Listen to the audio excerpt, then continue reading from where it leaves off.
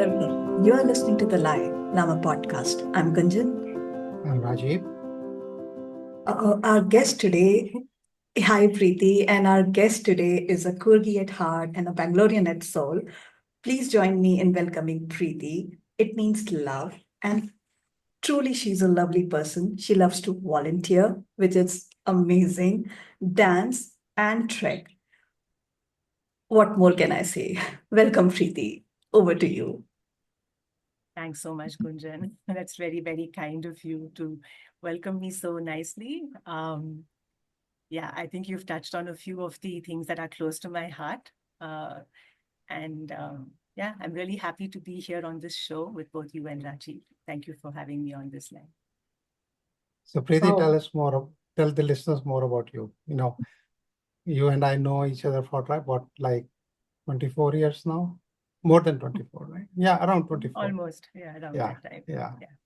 So yeah, what I remember is that when Intel moved us to Bangalore, you were the first one to welcome us and make it so smooth.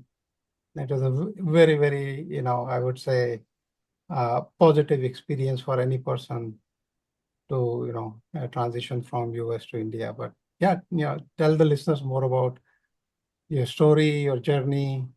All right. So, like Gunjan said, I am essentially from Coorg. I I was not born there, but I am my family, my ancestors are all from Coorg. But I grew up mostly in Bangalore, and I studied here for the very much of my initial journey was from here. I consider myself a Bangalorean in that respect because I did come back here several years later after my studies. So very fond of this beautiful city.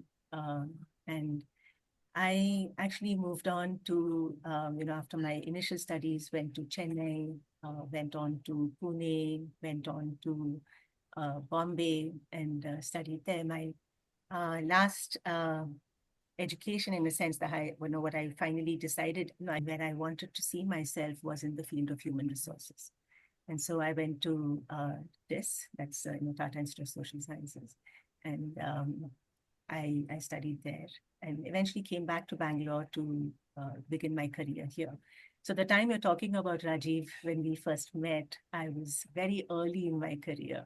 I was almost like a fresher. I think Intel was probably the second company I joined, second or third company rather. And it was very early days for Intel too. And, I was the second HR employee to join the organization, which was just beginning its development center, the India Development Center. But it was such an exciting time to be a part of Intel because we were just starting out. Right? And literally at that time, had the opportunity, there were no clear demarcations of functions or any of that. So, you just got thrown in and you're expected to do everything and learn everything possible. And that's how it was. I think early years of one's career, I just, you're like a sponge, right? You're just trying to absorb as much as you can. And I'll speak more about some of that later. But the lovely part is that somehow Intel, we have found this mutually symbiotic, wonderful relationship. And I was just so happy to continue working with them. And, probably in that sense, you and I can relate to it because we were both fairly, spent significant time in our careers with one organization. I think it's not so common nowadays to see that, but and I remember thinking even when as the years went by that, oh, it's been so many years and I'm still here. But there was never a feeling that, oh, I should go somewhere else because I was really able to get so much professional satisfaction and personal growth through that process. Plus, I was working with some really smart, talented people. And Like that gave me. me a lot of energy. Absolutely. So much energy, so much reinforcement. You feel that, yes, you're actually adding so much value to this whole thing. So I was very happy to continue. And the nice thing is, it wasn't a straight line. It was a very, you know, uh, meandering path, got to try different things at my own pace. Some places I was pushed into doing some things. Some places it was my own determination to go there. All of it was, learning in its own way. And eventually, as you know, I mean, 18 years went by in a blink. So Yeah. at some point, after my last role at Intel, where I was leading HR for almost 6 years, more than 6 years at Intel India, it was time to really take stock of what next. And so that's when I decided that, okay, I'm going to take this time away from corporate. And it ended up becoming more than 5 years I've been away, and I'm quite happy with that decision. It's not that I'm not working. I do, I do consult. I do. My horizons are much wider and broader than they used to be before. And I'm very happy with the space that I'm in just now. And of course, always Intel will have my gratitude. I think what I learned, what I received, and the magnitude of growth that I was able to achieve with the company is something that I'll always be very thankful for. So. Yeah, that you summarized it well. Yeah, you're right. But the question is that you work with corporate. You're now more focused on volunteering, NGO, stuff like that. What's your take on this transition? And you touched a very good point when you were talking about when you left Intel, and you made a statement that you're still working. So one of the things that I have seen with people is that when they think of retirement or something, or leaving a job, they assume that they're not going to do anything and sit at home, right? But the reality is totally different, right? The life goes on, and you do keep doing something or the other. Yeah. I think when you've lived a very fast-paced, hectic, pressurized kind of work environment, when you've lived that kind of a life for a number of years, the idea of retirement looks very, welcoming, and you really, you want to go into that with open arms. And I'll say it's both ways. I think there is a part of us which really longs for that, as in how quickly can I get to that? Because then, I'm done with my work, and, I can really enjoy the fruits of my labor. But I think there's also a fair amount of anxiety that stops us from even doing that. So, and it's the same. I mean, if I look back on my own case, it's not like it was a very smooth, easy move for me to make. I just knew that, yes, I think I have reached the most that I want to be able to do in a structured corporate environment. It's not that there was no further opportunity, but when I really spent some time reflecting on at that point of time, and I looked into the future, my own thought was, I'm going to be doing more of the same. Maybe the canvas will be slightly different. Maybe the geography will be a little different. Maybe the company might be somewhat different, but it's more of the same. And am I really enjoying that now? And do I see myself enjoying that over the next 5 years, 10 years? And for me, the answer was, no, I don't think so. Right? And I'm not saying that my answer will resonate with everyone. I mean, I see a lot of people who are very, happy and motivated and, really charged to keep going, and I think more power to them. But speaking for myself, I felt that I needed to see, I mean, I can see so many more years of my life, God willing, ahead of me. Is this what I want to just keep doing? And I thought to myself, no, there's more that I want to be doing. I want to be able to do things for myself and for people around me, right? And so it was with that that I think, I took my decision. Now, that might be different for different people. When you asked about what am I doing now? Yes, I think it's not, the first 6 months to 8 months was lovely. I was not working. I was just spending time at home with my family. I had, my daughter was getting ready to head off for her master's. And so I was able to spend really great time with her, um, just doing the normal things that one does with, a child who's going to go off. And at some point, when that you've given yourself all of that, and then you think, okay, now I'm at home. And once she went away, house was a little empty. And Empty I'll be nesters. frank, and yeah, I mean that's obviously the syndrome, right? So then you're like thinking, okay, now what? And in my heart of hearts, I knew that I was never going to be just happy to just be within the four walls and not do anything. So I think it was a measure of people's kindness around me, and the fact that in some way, maybe over the last so many years, one has built some kind of a network, some good associations with people, that when you reach out and you start to reconnect and reestablish the links, everyone was really helpful and um, listening. And I just gave myself time to just talk to different people and kind of see what's out there. I didn't want to put boundaries or things around myself. And so I tried different things. I was somebody who needed help. I was happy to give that help in one particular area. Somebody else said, hey, we're thinking about this kind of work. Do you think you could help us think through and, guide us as we want to get started off? And I said, yeah, I'm happy to do that. And so, it was very gradual that it began. And I realized that I do have so much that I can offer back, whether it's in a startup environment or in an established organization. There is place that my previous experiences will help. And somehow in the last 5 years, I've been able to keep that momentum going.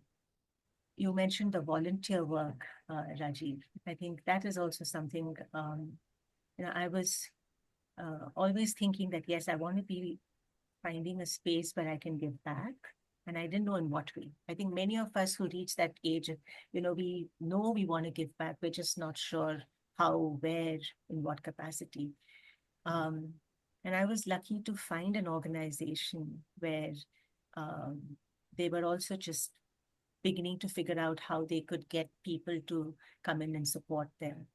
And so this is an organization called the 1 Billion Literates Foundation. And you'll forgive me if I take a minute to just do my little blurb for them. Please, Because please. I do think that they are doing amazing work in Bangalore in a very understated, just, all hands on deck, just nose to the grindstone, getting results, and affecting and impacting in such a wonderful way the lives of people that they work with. So this is in the Anekal Taluk area. And so they work in the areas of education, in community rehabilitation, in public health, and now getting into mental health also, which is, I think, we've just come past Mental Health Awareness Day, and couldn't think of a more fitting time than to say that such a pressing need, often overlooked, for long overlooked in India, much overlooked even now in the rural communities especially. And so, trying to work in that space. My own contribution there was in the space of, I work with teachers in that community. People, these are women from the local community for whom English is not a first language. And we engage them as English teachers back in the government schools, so that the idea is to really build confidence and help students from an early age, learn English enough to know that they can, go forward with their lives and not feel constrained because they don't know how to speak a language which is spoken by millions, and which is still perceived as something which will help you move ahead in life. And in the process, I've built a very strong connection with them. I'm very fond of my teacher group. And, beyond the language skills itself, there's so much about life skills that I feel I'm also able to, help them in some way or the other. So yeah, that's my association with them. And it's been about more than 4 years I've been connected to them in some way or the other. Yeah, Gunjan, Lovely. yeah, Gunjan, talk about your, So, NGO experience. So yes, you will Preeti, connect. Preeti, yeah, it resonates a lot. I have worked with abandoned kids, street kids, kids from underprivileged background, and I was in the US when I was working with kids with underprivileged background. I wanted to bring a lot of things to India. Like I wanted to work with government schools, training the teachers, just how to have that welcoming and pleasing personality so that kids want to listen to the teachers. Another thing that resonates a lot, you mentioned about this, and I wanted to go to Sir Ratan Tata Trust, ask them for the funding that, can we please work on uh, just just working on the, like, maybe they're really good at this subject, but they just don't know how to deliver it nicely. You're saying something in a very strict tone compared to you're saying something in a very hands-on experience tone, engaging kids rather than just killing and drilling the kids. So yes, that was something that I wanted to do. Like I had plethora of ideas, but this was something that I wanted to bring it here. Big brother, big sister. That was another thing that I wanted to do in India. But yes, everything has taken a back burner now. But yes, I will. No, she's into the grindstone. But Preeti, I one think- thing, like you talk about grinding, then you talk about like mental health, how imperative it is that we tell our team, people with whom we are working, and set those boundaries for ourselves, learn to push the pause button. As in, push back on the boss is what you're saying? Push, how to push the pause button. That, okay, Pause these button. are, yeah, these are my boundaries, and Yeah. okay. Yeah. Yeah, push back and Yeah. yes, then Yes. how to draw the I think how boundary. do you set those boundaries for yourself? Yes. And yeah.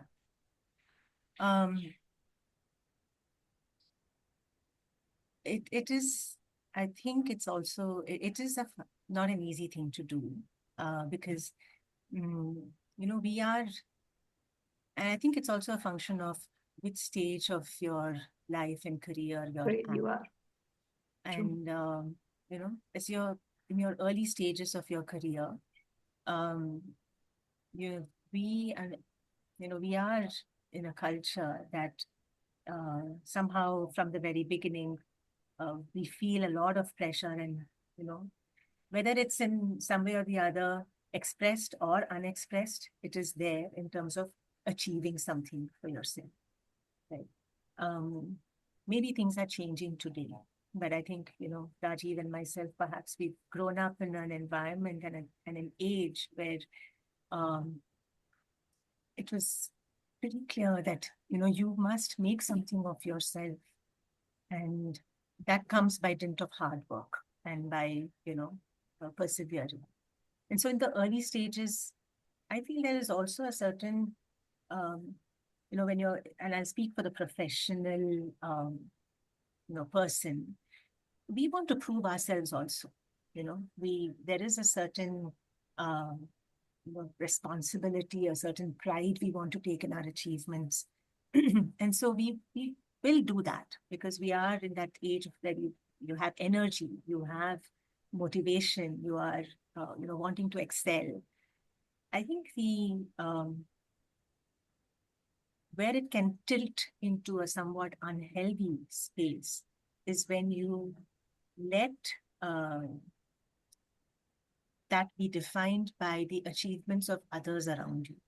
I think a little bit of healthy competition is fine, but if you make that the be all and end all of why you're doing what you're doing, and then you start to lose sight of the joy in the work that you're doing, or the excitement, the learning that you're getting from it, and you're more invested in approving something that's when it becomes harder, I think, to draw the lines. So I think if there's something I would say, it's more along the lines of um, do what the corporation or whichever company you're in, you want to be a part of it. You want to be seen as being a part of that organization, the culture. If it resonates with you, right, it should speak to you and your value systems. I think if there is a consonance in those two, then you don't feel that dissonance as much. When you start to feel the dissonance, I think that's when you need to take a pause for yourself. And that's where the self-reflection, there has to be something that tells you that, okay, I'm going to just hold on here and let me see what this feels like for me. And you need to give the time to examine it for yourself. And then see whether, are you just investing too much of yourself into something. If I think about, my own personal experience over here, I think there were definitely periods of my career where, because of certain personal challenges I was going through, I needed to take certain, fairly hard calls for myself. And in that sense, it meant that either I was staying stationary in my career for a while, and that was okay with me, or, I had to be okay with that, while people around me might have been, progressing upwards or laterally. I won't say it's easy, because unfortunately in India, we have this batch culture. And, especially if you've graduated from whichever institute, university, and you're constantly looking to see, people around you in that batch, how have they, are you on the same level? Have they progressed? Yeah, it's up to a certain phase of your life, you will think of it in that way. Maybe after a point, it doesn't matter anymore, right? But up to a certain point, it tends to weigh on you. And so for me, I had to be okay in the middle years, that I'm all right, because I'm doing this for other reasons, which are very important for. And I'm, keeping this boundary there for. And I'm all right to tell my manager that, I'm sorry, I can't take that assignment. And I won't be able to do this particular thing. Right? And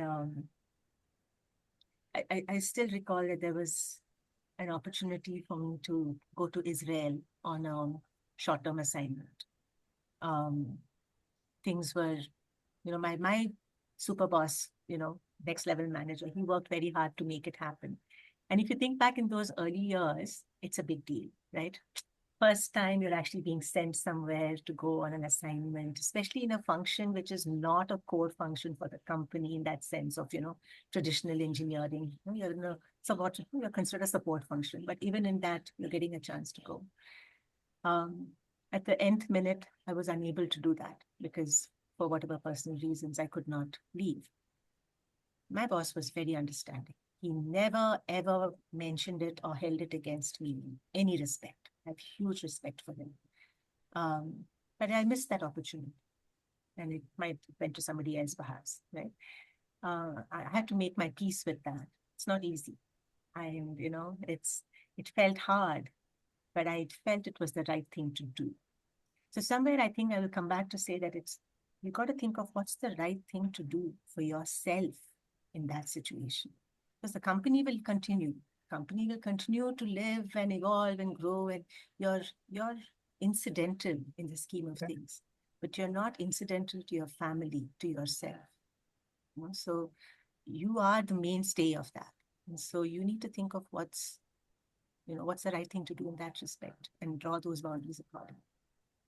Yeah. So you raise a very, and I remember, those days when people would be relocated to different countries for a short period of time. They still do, but in those days it was a lot because Intel was growing, and we were trying to get all the infusion of the corporate culture, global corporate culture, and everything.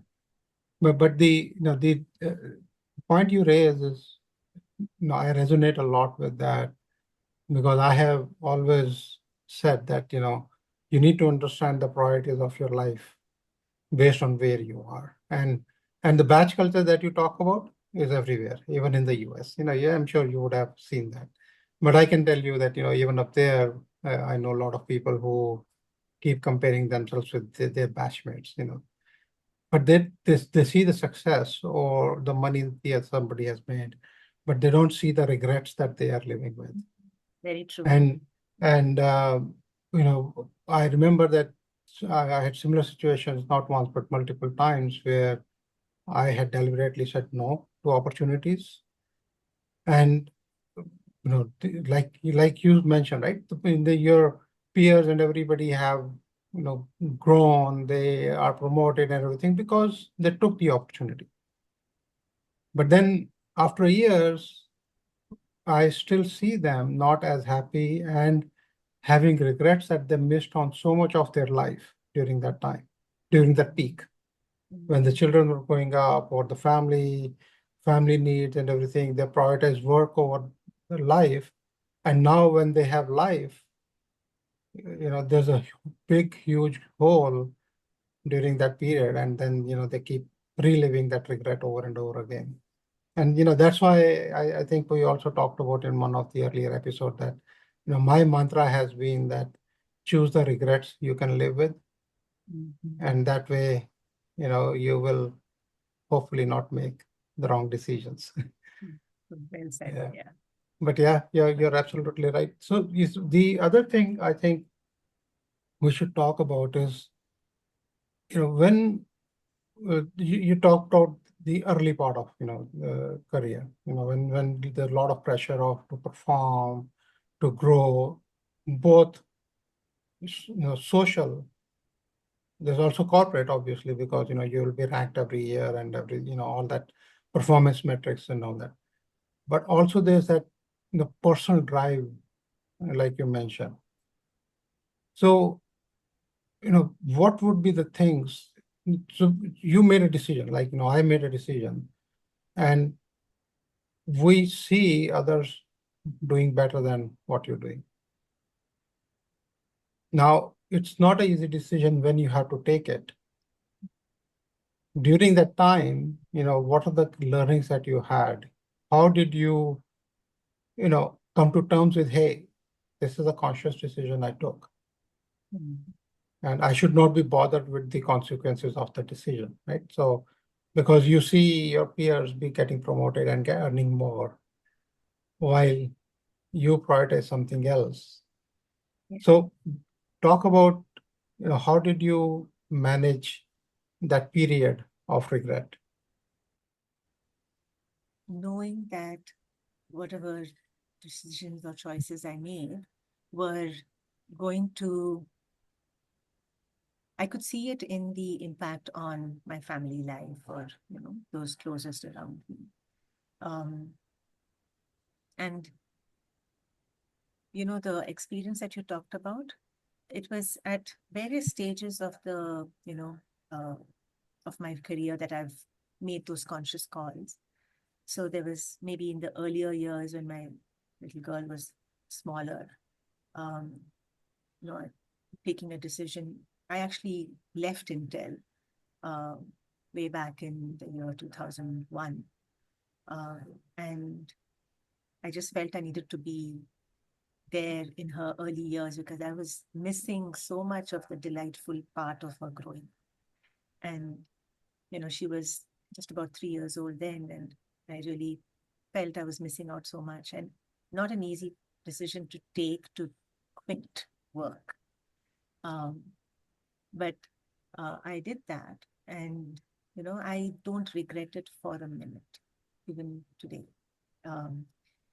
It was probably unusual because I was so young in my career, and I came back to work after almost a gap of close to 2 years. A very anxious time when I was trying to get back to work because in those years it was not usual, and you would be asked a lot of questions as to why did you take this break, and you have this gap in your resume. And I think today we have all moved on to such a much more evolved life space where you don't have to feel defensive about those kind of questions. But in those years, it was not that easy. And I remember having to think about how I'm going to respond to those situations. But it did set me back in a way because I was, needing to start afresh. 2 years gone is 2 years, right? In your resume, it's a blank. So what are you going to do? You can't fast forward that. um, but I don't regret it for a minute because I just got to spend so much of great time with my child and with the family, and made huge amount of difference being there. Yes, I was kind of restarting afresh, and similar decisions like that kept happening at multiple stages. There was a time when I decided to work part time. Um, and I, again, my thanks to the organization that they allowed me the freedom and the space to say, yeah, you want to take some time and work in that capacity. We have a policy to help you with that. Here's, go ahead, use that. Right. So I worked part time for about 6 months because there was a time I needed to do that. And again, the feelings that you're saying are very much there. But I think you just look at what was that trade-off in support of, and then you gain your strength from there and the confidence that yes, it was the right thing to do. And frankly, I think that's the only way to do it, because if you go back and feel regret about why and so on, I mean, you're just second guessing yourself. You're just losing, confidence in your own decision making. One does what one thinks is right at that point of time with the best of reasons. And hindsight is always 2020. We hear about that. But, at that point, you do what is best for you. Sure. I think what I would like to say is that, at least in my case, if you put in the work and you do it with all of the right intentions, it is noticed, it is watched, it is observed, and your impact is still considered valuable. And somewhere it makes up. You will find the reward for it maybe later, not at the time that you, expect, but it does come about later. So I would say, yeah, just make your choices with all the information that is there at that point of time, and then don't look back and feel regret. Have a similar story, Preeti.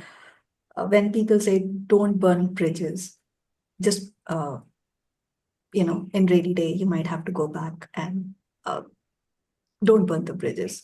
I was really, my son was supposed to go to a boarding school, and I was really not sure whether I should send him to residential or boarding. And then I connected with ex housemaster of the school, and he said, when you're coming to us, burn the bridges and come. In that way, you'll not regret that I was better before. I was much happier there. He said, boarding, yes, it can be miserable for the first year, but after second year, you know what life is. And if you're constantly thinking, oh my God, I was doing so good there. Oh my God, my life was so much better earlier. If you're not looking ahead, you're not reaching there. So true, no?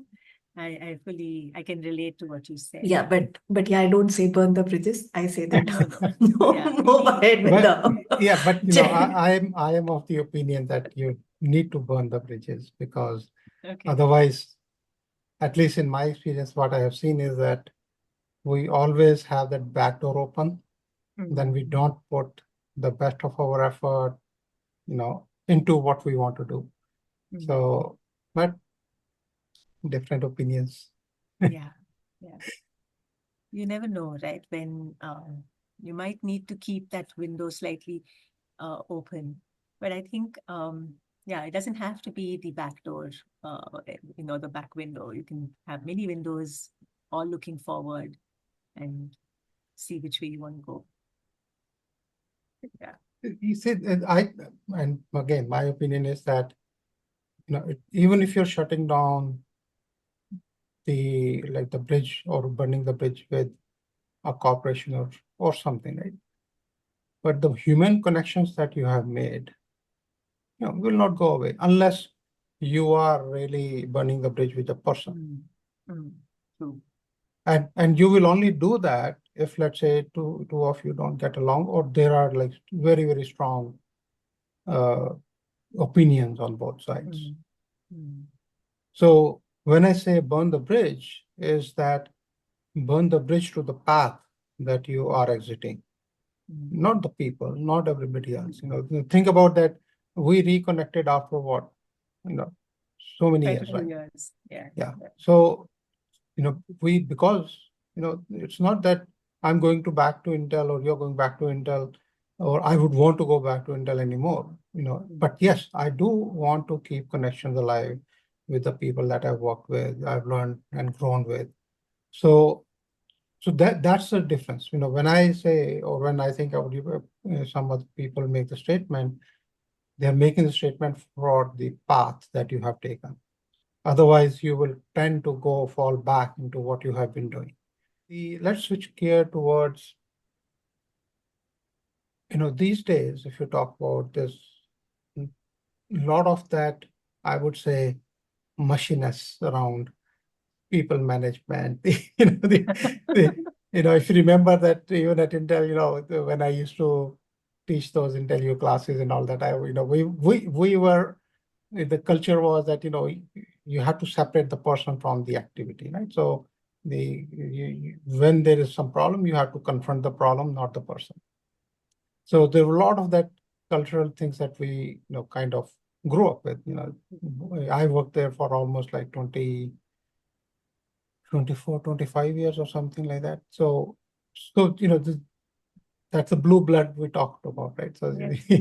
you work with the company, then like IBM people, many people, that cultural, things get ingrained in you. But these days, the mantra is about softness. Be soft on people, all the positivity and, where it may not even exist. So what have you observed, because you've been in HR, right? So for all the time, I've been in engineering, so I can talk about, from a different angle. But you would have seen different personalities. You would have seen different leadership styles. You would have seen different, team cultures. So what can you share? Because I'm sure that a lot of our listeners are in that age group where they are trying to build a career, they're trying to build their leadership style, or they're trying to build their, whatever the entity is in the organization. I think what's interesting, Rajiv, is that people like you and me who might have grown up in a different time of what was considered valuable or necessary, in a way, we're also outgrowing our own roles and ourselves. We must to make room for the others, right? And so a lot of the people whom you'll see who are taking on leadership or managerial roles now will come from, what was perhaps the youth of yesteryear. And, they are fortunate to grow up, I think, in an environment which is so much more open, more accepting, or learning to accept the differences that are there in people. And I think more empathetic in that sense. It's a sad reality that, I recall even when my early years at Intel, we were taught that a certain style of leadership or a certain style of, being the leader, manager is the only way to be. And, you must adopt all those mannerisms and trappings and behavior that goes with it if you want to be a successful leader. And unfortunately, it so happened that a lot of those traits tended to be very overtly masculine, if I can use that word, to depict a leaderly leader, right? I think today we've turned that whole thing on its head, and it's no longer the case. What people are looking for today is someone who is more authentic, who is who is able to see people as they want to be seen. And I know you refer to it as maybe a softer, mushier form of leadership, but I think it's actually, um, those words don't do it justice, I think, in terms of what exactly is it that people today, it's more about, can I be seen? Am I comfortable to be seen in full way that I am in all respects? And I don't need to either hide behind some syndrome. I don't need to cover myself up to be seen as acceptable. And I think if we can encourage people to be genuinely, uh, accepting of the differences, I think the journey of leadership is so much more fruitful. At least I think that the idea of a leader comes later. The idea of a human being is what comes first, right? How are you as a human? How are you as a person to people around you? Whether you let that define you as a leader or not, I think is something that others can bestow upon you. But can you look at yourself in the mirror and say, okay, I'm really trying to be the best person I can be here. And for that, I don't want to necessarily be, defined by one particular set of characteristics. But I want to be what is authentically to me, my values, and I'll work with that. Whether that gets seen as a leadery enough or not, is something which I think you don't have too much control over. So you should let that, I feel like that will come in a manner of course. I don't know if that made sense to you. Yeah, if it is at a discretion of a company, they might portray a dictator as a leader that you need to get the work done. Doesn't matter how. So yes, there's a difference between a dictator, a leader, and a manager who's just, making you go around the loops and not giving you any solution or not really contributing towards your growth. It depends if you're thinking about the company or if you're thinking about your people. That's where the whole difference Yeah, and lies. unfortunately, I think corporations have, created that kind of a divergent path. Why can't it be about really one and the other going hand in hand? I know that feels as if there is a either or coming in here. Doesn't have to be that way. And I think somewhere in the organization culture, the DNA of the organization, if we can decide that, this is, I'm not going to do it at the sacrificing one for the other, but I will grow on the shoulders of people who are there to take this company forward. Not by trampling those shoulders down to the ground, but really allowing them to lift us forward, right? Sometimes just flipping that perspective is all that's needed. And then, I think the leadership can send that message very clearly down to the people in terms of what they value. I can tell you that, for example, even in my own journey as I was growing within Intel, there was sometimes a feeling that, a certain kind of leader was the only kind of leader who could succeed. And in many ways, I didn't fit that mold. But I think somewhere I was able, I was able to communicate, and people could see the results that I was able to deliver. I still remember notes that I received from my team members or people around me who said that, you give us hope and you inspire in a way, because all of us don't fit into that particular mold of what it means to be a traditional leader. And you, because you're not that way, you give us hope that we all have a chance, that we can also be leaders in that respect. So yeah, I was reminded of that when you just said what you did. So, one thing that I caught on is that you mentioned being authentic. I remember that even we used to teach these management and leadership classes, right? Where we would do sessions and all that. And I have observed at least a lot of times people would, pick up books around in the tech world like Andy Grove, Steve Jobs, and some of these, the big names and start mimicking their style. And my message to them was that, hey, mimic only if you are like them. Otherwise, one, people will see through it that you are not like them, then they will misuse, because your desire to be like somebody else, that can be misused by, people. And you will be miserable because you will not find success because that is really not you. Yeah. So what have you observed in your career? Have you seen people being successful just by mimicry and imitation, or do you think that it helps people evolve? So what's your observation around that? I think there is always a scope to learn if the genuine interest is there. I mean, so obviously we read, the role models are what they are because they have achieved what they have achieved. And also there is a certain message that we want to take away from them. So that's why we look up to people, either for uh, their insights, how, their own learnings, things that we can take from there.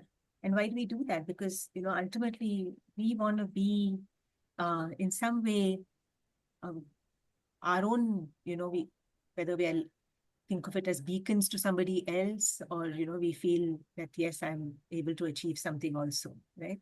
So I think the place of a role model is important, and but we need to be able to see, I think, in terms of how much of that is, to your point, a mimicry and not a real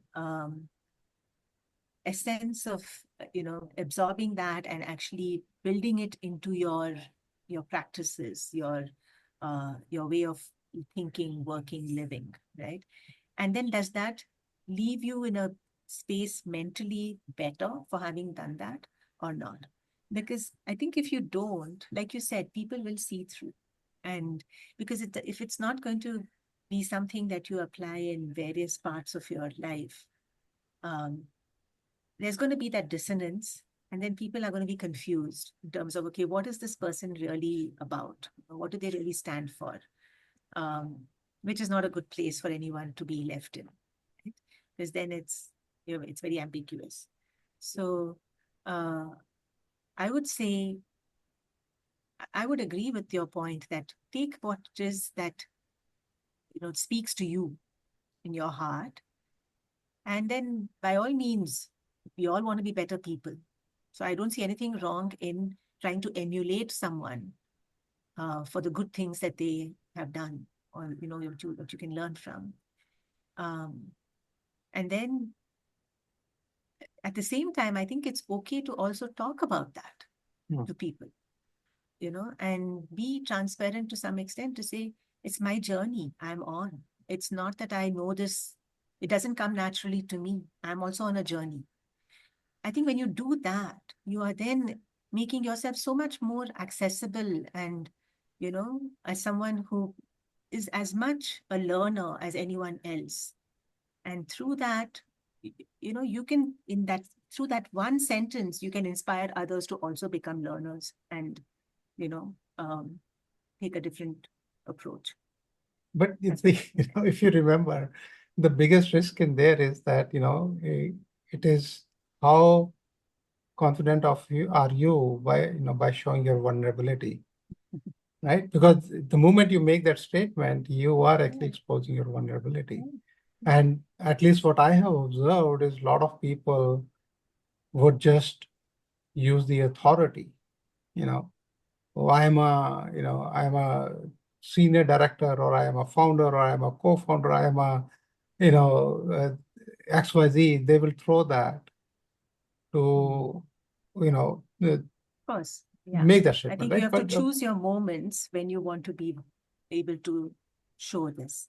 I'm not saying you show this at, you at a crucial moment when you're expected to demonstrate your leadership, right? I mean, that's not what I'm talking about. But I'm saying that you have to find the right moment with people that you trust, or, sometimes it can be a risk that you're taking to actually show a part of yourself that is vulnerable. I don't say do it lightly and thoughtlessly. I think it's worthwhile spending time to think about it and say, okay, I know if I do this, it could be seen in a certain way. What's the worst that can happen? Does it affect me? Am I going to be any less because of that? Can I continue to show my worth? I think those are conversations we have to have with ourselves, and then take the step. For me personally, I found that doing something like that with some amount of thoughtfulness behind it I think it helps to kind of break barriers and open up the communication channels. Because ultimately, I think you have to think of what are you there for? What's your role there for? And then, I think things fall into place. Not easy, I agree. It does need some amount of soul searching and, some amount of courage to do that. Agreed. I remember I was invited to stand in for one of our key leaders at Intel, and she couldn't make it, and I had to step in to deliver a keynote address and on a diversity platform. And it was one of the first times I was having to do something like that. I was quite nervous. And, it wasn't the best slot because I was given the post-lunch session. This, food coma was setting in. Exactly. But I took that and I remember going and speaking, and I used the opportunity to share some things which I probably would not have otherwise, of a little more personal nature, which also I think helped me as a woman leader to achieve what I was able to achieve. And I had so many notes come to me after that, where people were, who said they were on the verge of tuning out and just, going to leave. And then there was a hook, something in what I said that made them want to stay back. And then they just spent the rest of the hour there. Right? Wow. So those one or two personal notes that people dropped me after that, I was quite, I was not sure how it would have been received, but then it really helped me build my own confidence as well. This is, to your point on being authentic. That's what people are looking for. And when they see that, as somebody in the audience, you want to be able to relate to the person there. If someone is going to be speaking at 30,000 feet level and, speak only of things which nobody can even relate to or aspire for or, connect to, I mean, you've just widened that distance immeasurably. So that's what I think. Well, thank you. Thank you, Preeti. I think we touched upon a lot of areas, and I'm sure we can have this conversation one more time with some different topics. I really want our listeners to log into our website, thelielama.com, THELIELLAMA.com. Let us know what topics you want us to discuss, and you're more than welcome on our show. Do let us know if you want to come on our show. Closing comments from your side, Preeti. Thanks so much, Gunjan and Rajiv. I must say, I felt so, you made me feel so comfortable in having this conversation with you. And so thanks for that. I think from where I stand today, I would just say that the limits we set on ourselves professionally don't necessarily have to be defined by our identities in the corporate world. That has its space, it runs its life.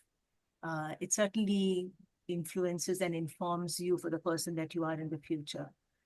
But standing where I am today, 5 years after my time at Intel, and with the work that I'm doing and all that I have in front of me to look forward to, I would say there's so much, so um, there is a whole different personality of us just waiting to be explored, and for us to go into and give back and enrich ourselves.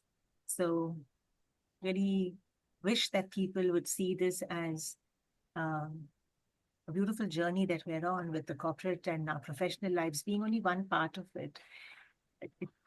It's an important part. And I will never say no to that, because I think I'm able to be where I am today because of a lot of hard work and sacrifices and, things that one has done in the run up to this.